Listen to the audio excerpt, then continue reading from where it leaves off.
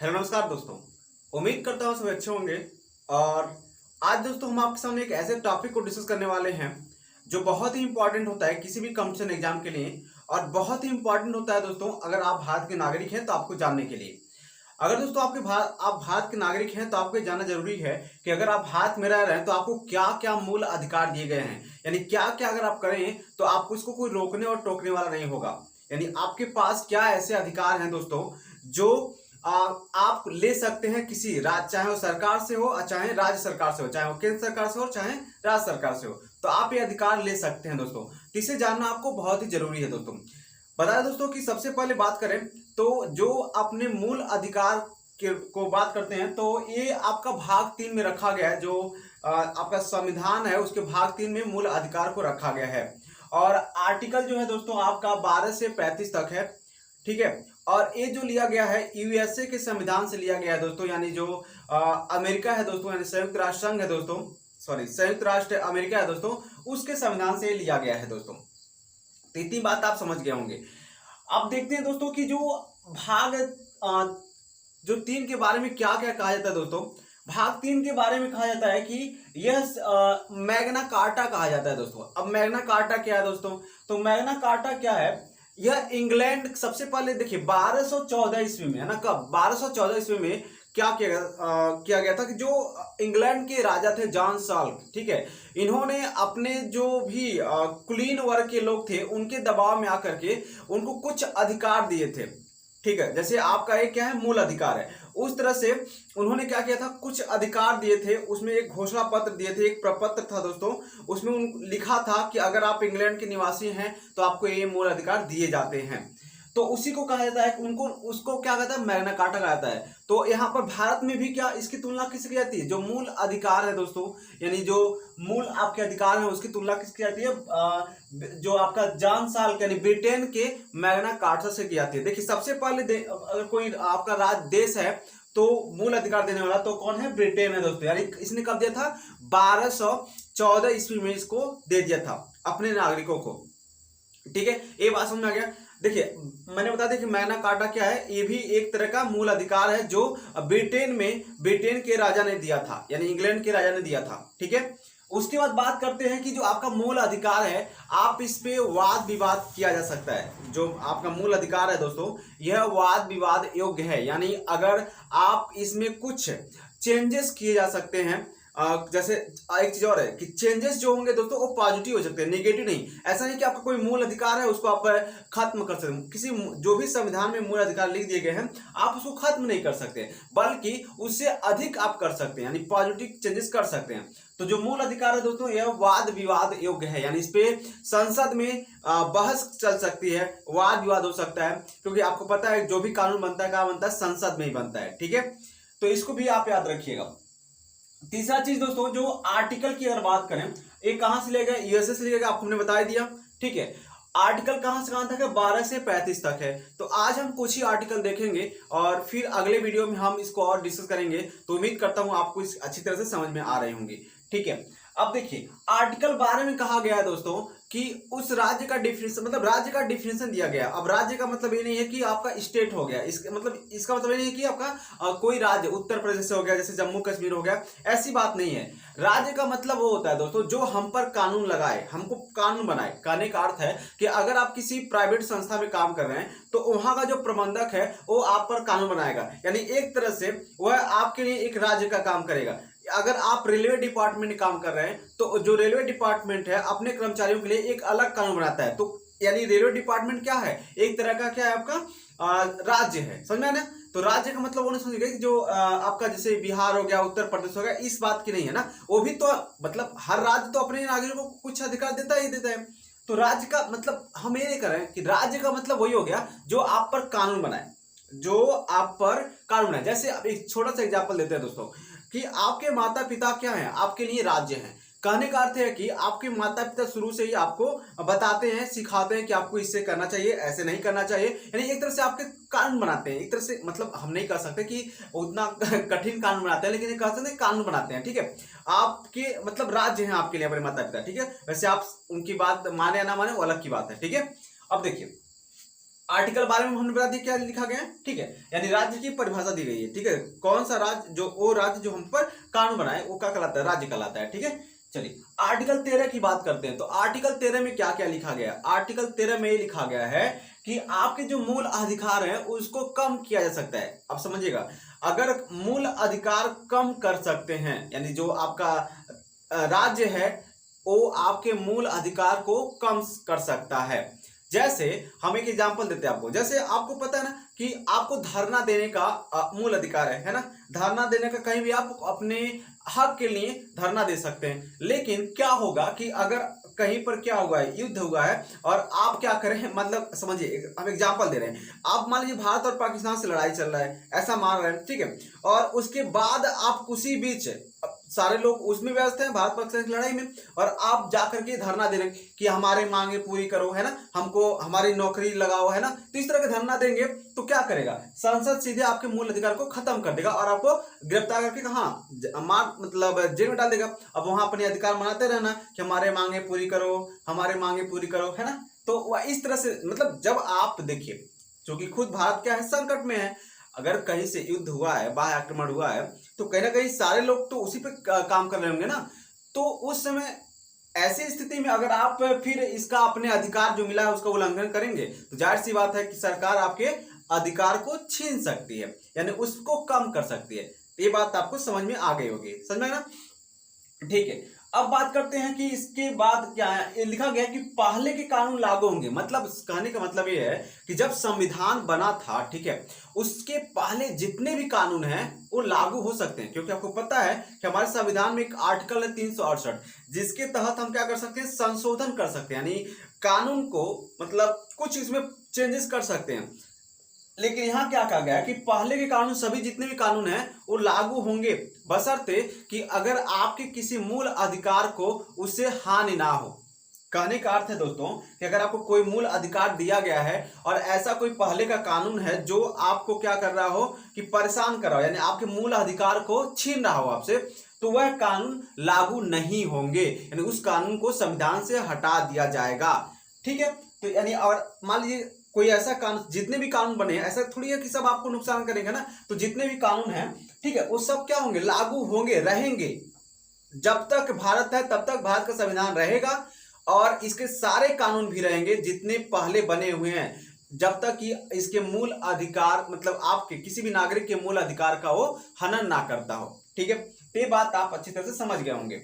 अब बात करते हैं दोस्तों, आर्टिकल तो 13 खत्म हो गया, अब आर्टिकल 14 की बात करते हैं। बहुत इंपॉर्टेंट चीज है आर्टिकल 14, ठीक है। आर्टिकल 14 में क्या कहा गया है कि जो कानून के पहले देखिए आर्टिकल 14 में क्या कहा गया है, कानून के समक्ष समानता, है ना। और ये कहां से लिया गया है, ब्रिटेन से। देखिए ये दोनों एक चीजें तो आपके कैसे लगेंगे, लेकिन दोनों चीजें क्या है, अलग अलग। और ये है कानून का समान संरक्षण, और एक कहां लिया गया है, यह लिया गया यूएसए से। कहां लिया गया, यूएसए से। अब देखिए यूएसए से लिया गया है। देखिए इसमें क्या कहा जाता है कि कानून के समक्ष समानता, यानी अगर आप मतलब कानून के कानून के सामने सभी क्या है, बराबर है। कानून के सामने क्या है, सभी बराबर हैं। अब हम आपको समझाते कैसे, जैसे कानून के समक्ष समानता, यानी ये ब्रिटेन से लिया गया है। तो देखिए ब्रिटेन में ये चीजें ठीक ठाक थी, लेकिन भारत में चीजें ठीक ठाक नहीं थी। कैसे नहीं थी, अब समझिएगा बात को। यहां पर कहा गया कि आप धर्म, जाति, लिंग और जन्म के आधार पे और पिछड़े के आधार पे आप किसी को कोई भी आरक्षण नहीं देंगे। अब बात समझिए, ये चीजें तो ब्रिटेन में लागू हो गई, ठीक है। क्यों वहां ठीक है भाई, क्योंकि ब्रिटेन में आप देखेंगे तो लगभग सभी ईसाई धर्म के लोग होते हैं वहां पर, और वहां पर कोई भी मतलब यहाँ जो जातिवाद है वहां पर बहुत कम है।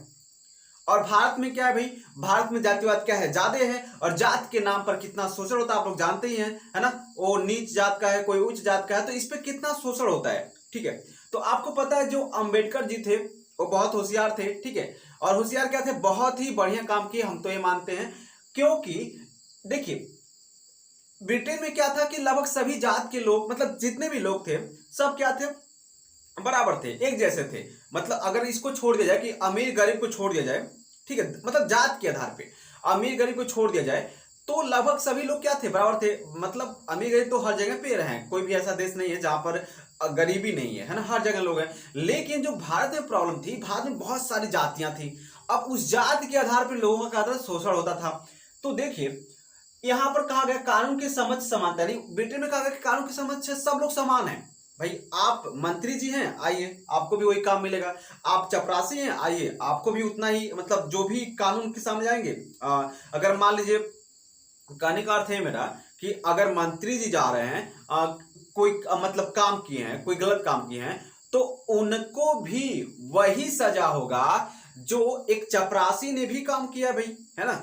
क्योंकि कानून की समझ क्या है, सबकी समानता है, ठीक है। तो उनको भी वही काम, वही का मतलब वही सजा होगा जो मंत्री जी का हुआ है, वही सजा किसका होगा, चपरासी का भी होगा, ठीक है।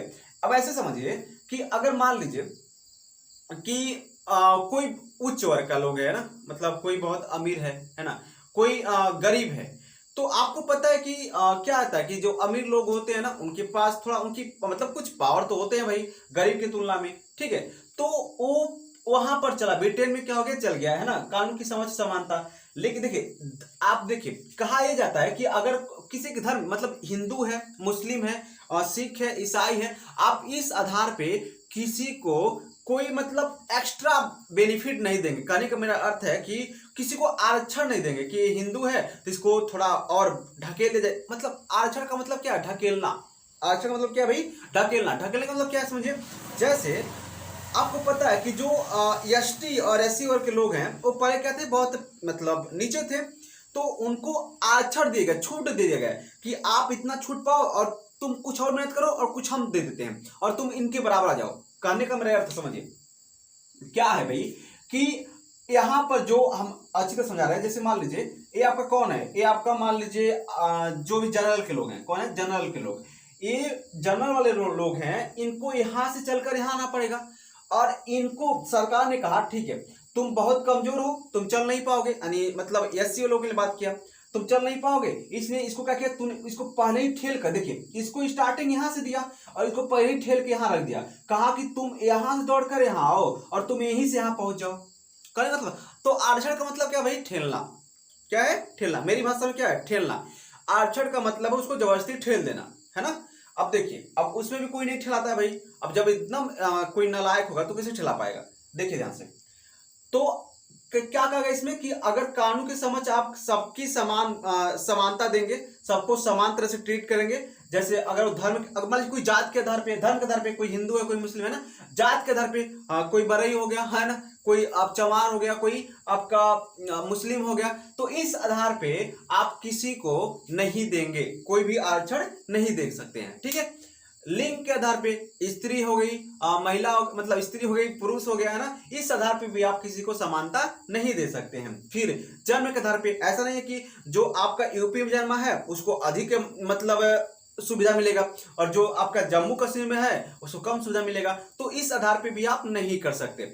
फिर आपका पिछड़े, मतलब कोई देखिए पिछड़ा समझा ना, कि जैसे मान लीजिए कि कोई मतलब, जो कि आपको पता है जो कुछ लोग हमारे शुरू से ही बहुत ही आगे हैं, है ना, और कुछ लोग एकदम पीछे हैं, तो इसमें कहा गया, आप बताइए आपके हिसाब से ठीक है कि नहीं। देखिए कैसे ठीक है भाई, ये पहले ही से यहाँ पहुंचा हुआ है, देखिए ये जो है पहले ही से ऊपर पहुंचा हुआ है, अब ये नीचे में है, बताइए। तो अब इसको यहाँ पहुंचने के लिए टाइम तो लगेगा ना भाई, तो यहां से यहां तक जाने के लिए भाई ये अब इसको यहाँ से आगे बढ़ता जाएगा, लेकिन इसको ये तो कभी इसको पा ही नहीं पाएगा, पा पाएगा यार, कभी नहीं पा पाएगा भाई, क्योंकि ये तो ऑलरेडी इतना बढ़ा हुआ है। तो कुछ लोग हमारे देश में कुछ लोग इतने आगे थे, उसी को आम भाषा में क्या बोलते हैं, जनरल बोलते हैं भाई, जनरल उन्हीं को कहा गया। तो ये लोग पहले से थोड़ा सा इनका लेवल क्या था, ठीक ठाक था, लेकिन जो एससी एसटी वाले थे इनका लेवल क्या था, बहुत खराब था। तो इस हिसाब से ये ठीक नहीं लगा भाई, है ना। अम्बेडकर जी को तो बिल्कुल ठीक नहीं लगा। आपको पता है कि अम्बेडकर जी, हम उनको बहुत ही मतलब कहना कि इतने अच्छे व्यक्तित्व थे वो, ठीक है, वो किस हिसाब से उन्होंने सोचा, और इन्हीं का देन है कि यह चीजें आज भारत में काम नहीं करती है। आप बताइए अगर ये काम करता तो ये जो पहले से धनी है और धनी होता जाता, और ये नीचे का नीचे, कभी चांस ही नहीं कोई होता भाई, इनके पास कोई चांस नहीं होता आगे बढ़ने का। देखिए पहली बात समझिए, अगर मान लीजिए आपको पता है कि ये पहले से लोग क्या, इनको पढ़ने में उतनी छूट नहीं मिली थी, है ना। अब इतिहास जो कहता हम उसकी बात बता रहे हैं तो इनके साथ कितना शोषण किया जाता था जो SC ST के लोग होते थे। इनको अब जो पहले से नहीं तैयार है, पहले से नहीं पढ़ा हुआ है, तो उसको अब बताइए कि आप इस नियम के आधार पर कैसे बांध सकते हैं। तो ये तो इनको पता नहीं, कई पुष्ट लग जाते हैं फिर इसको पाने में, नहीं आ पाते, कभी नहीं आ पाते। तो ये बात आप समझ गए होंगे। तो इसके लिए देखिए कानून का समान संरक्षण दिया गया भाई। कहा यह गया कि ये यूएसए से, यहां देखिए यूएसए में क्या, देखिए हमने बताया था ना, इसमें कोई ब्रिटेन में कोई मतलब भेदभाव नहीं था। कहने का अर्थ है मेरा कि जातिवाद नहीं था, ठीक है, कोई भी जाति नहीं था। यहाँ क्या था यूएसए में, यानी अमेरिका में क्या था, यहाँ पर भी प्रॉब्लम था, काले और गोरों का प्रॉब्लम था। काले लोग मतलब जो काले लोग होते हैं उनको निम्न देखा जाता था, निम्न स्तर से देखा जाता था, और जो गोरे लोग हैं उन्हें उच्च स्तर से देखा जाता था। तो यहाँ पर भेदभाव था। तो यहाँ पर इसलिए कानून का समान संरक्षण दिया गया। यानी इसका अर्थ यह हुआ कि पहले ये कहा गया कि पहले तुम जो काले और गोरे को आपस में बराबर करो। जैसे अगर यहाँ पर अगर हम मान लीजिए जनरल और पिछड़े वर्ग को पहले एक लेवल पे ला दें, अब कहें, जैसे मान लीजिए हम एग्जांपल समझाते हैं आपको। अब देखिए हमने कहा कि ये जनरल वाला आया है और हमने ये कहा SC वाला को, इसको पहले यहां तक तो लाएंगे तो ना, तब ना कहेंगे अब तुम लोग दोनों दौड़ो। अब यहां से जो दोनों दौड़ेगा उसमें कोई गलती नहीं है सरकार की, क्योंकि यहां पर इसको ला करके छोड़ दिया है। तो देखिए यहां पर इसको लाकर छोड़ने को क्या बोलते हैं, रिजर्वेशन, मतलब उसको बोलते हैं रिजर्वेशन, यानी आरक्षण उसी को बोलते हैं। तो सरकार का पहले ये कहा गया, पहले जो पिछड़े लोग हैं पहले इनको आगे लाइए, आप इनके बराबर करिए, और जब इनके बराबर आप कर देंगे तब फिर आप कोई भी इस नियम को लागू कर सकते हैं। तो इसीलिए यहां पर कहा गया कि कानून का समान संरक्षण होना चाहिए।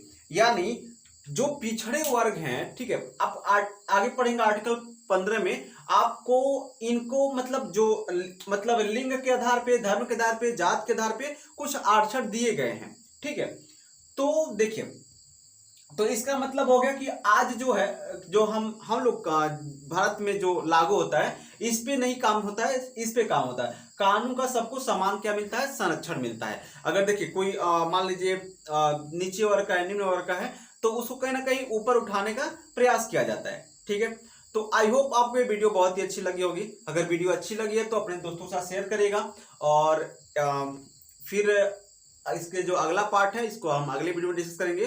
तो उम्मीद करता हूं आपको ये बहुत ही पसंद आएगा। तो आज के लिए बस इतना ही, जल्दी मिलेंगे नेक्स्ट वीडियो में, तब तक के लिए धन्यवाद।